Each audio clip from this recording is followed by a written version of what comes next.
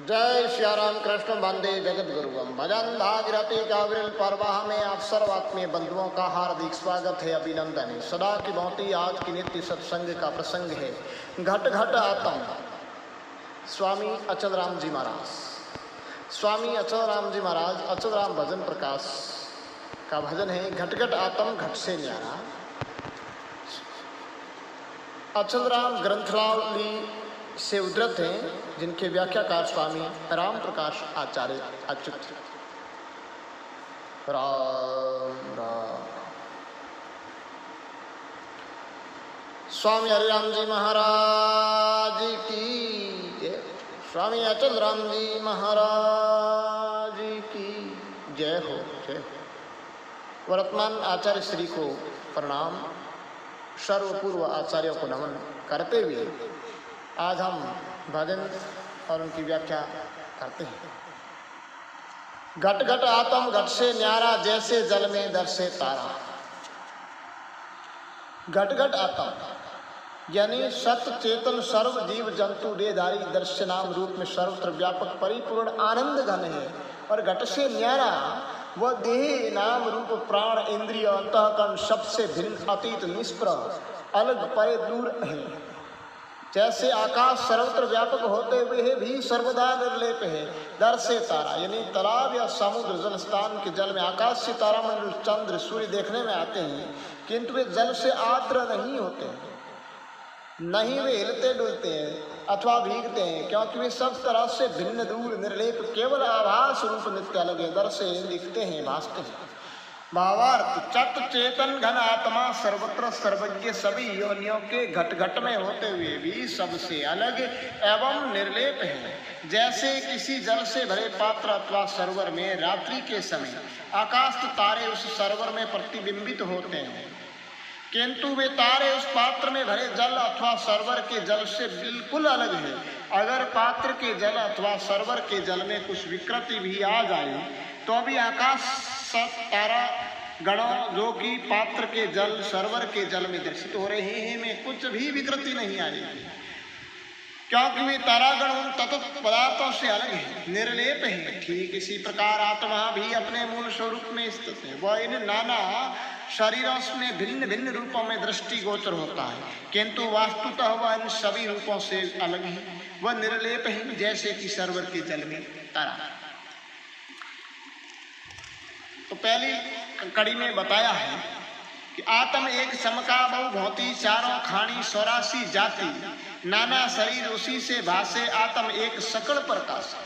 आत्म एक समका बहुभौती, समका मन उजाला हुआ जगमगाया प्रकाश। तो इसका भावार्थ ये है, जैसे कि हजारों धातुओं के नाना आकार से भांति भांति के बर्तनों में खारा मीठा घी तेल आदि भरे हुए हो, उन सब में सूर्य का प्रकाश बहुत प्रकार से जैसा बर्तनों का आकार होगा वैसे ही देखने में आता है।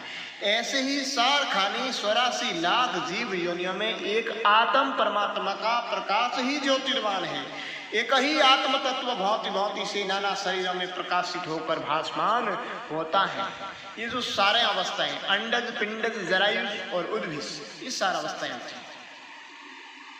और 84 जाति जड़ जंतु 9 लाख, पंखधारी उड़ने वाले पक्षी 10 लाख, कीट पतंग आदि 11 लाख, स्थावर वृक्ष पेड़ पौधे 20 लाख, स्वापय पशु 30 लाख और नर वानर देव भूत प्रेत पितर गांधर्व यक्ष किन्नर आदि 4 लाख। ये 84 जाति।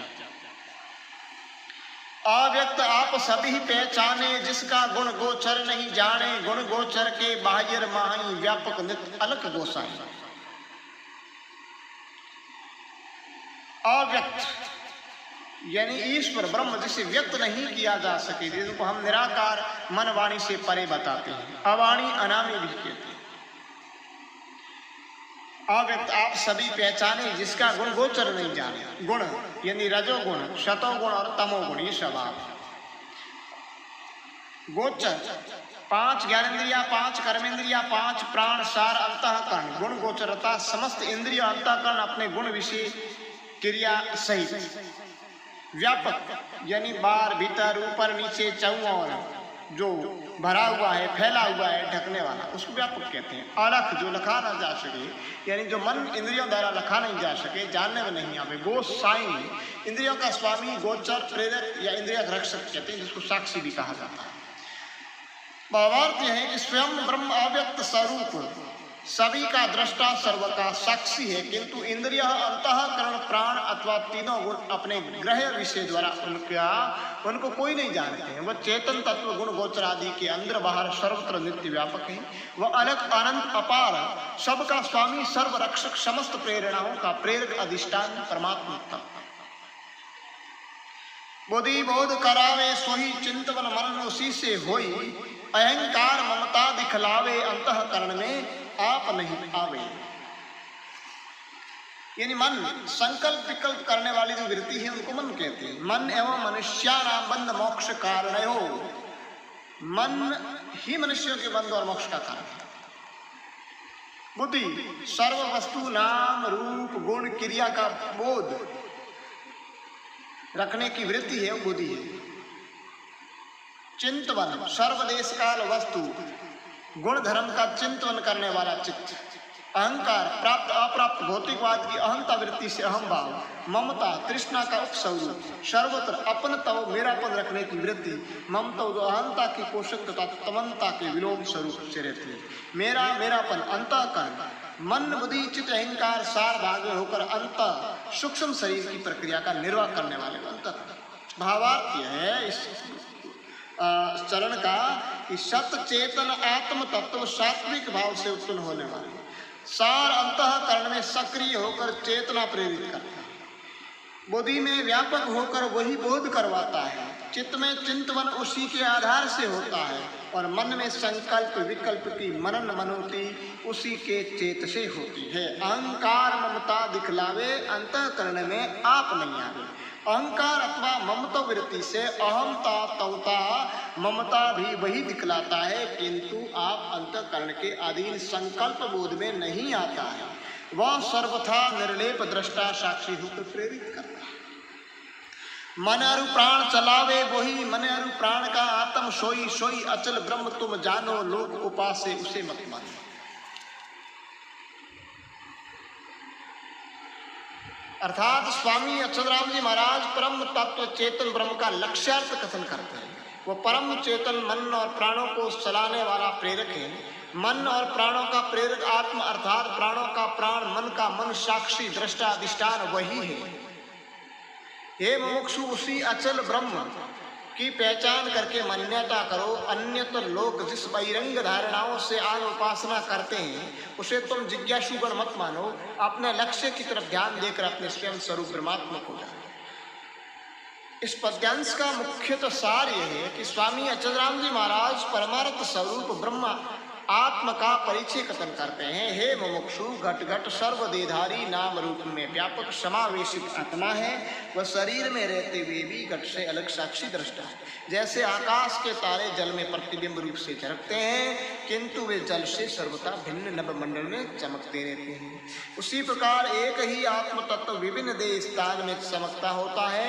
सारों खानी लक्ष्य और राशि जातियों में नाना शरीर क्रिया स्वभाव उनके अंतस्थ भाव के अनुसार उस चेतन के बिंब प्रतिबिंब की भांति सिद्धाभास आभासित है।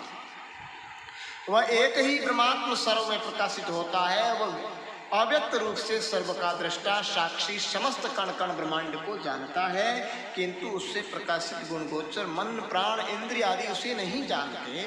जैसे माली बगीचे में हर वृक्ष डाली पुष्प फल को जानता है, किंतु वाटिका के वृक्ष पुष्प बागवान को नहीं जान सकते हैं। वह परम तत्व गुण गोचर मन प्राण इंद्रियों के सारों और बाहर भीतर व्यापक रूप से आभास देता है। वह अर्थ इंद्रिय और गुणों का स्वामी है। वह नित्य चेतन दृष्टा है। वही मन को मनन, बुद्धि को बोध, चित्त को चिंतन एवं अहम यानी ममता अहम भाव तवता को वही दिखलाता है, किंतु आप दृष्टा उनकी क्रियाओं से सर्वथा निर्लेप निष्प्रह है। मन और प्राणों का वही अपनी चेतन सत्ता से चलाता है। मन और प्राणों का चेतन तत्व भी वही चेतना देनहार है। स्थिर चित्त से स्थित प्रज्ञ होकर स्वयं स्वरूप ब्रह्म तव ब्रह्म तत्व उसी को जानो, अतिरिक्त लोकाचार से अन्य अन्य पामर विशेष कामी लोग जिनकी उपासना करते हैं उसे आप मत मानो। तत्वदर्शी मुमुक्षु जनों को नित्य स्वयं स्वरूप की उपासना करनी चाहिए। आपका परम चेतन है, वही ब्रह्मात्म स्वरूप नित्य सत्स्वामी है, ऐसा निश्चित है।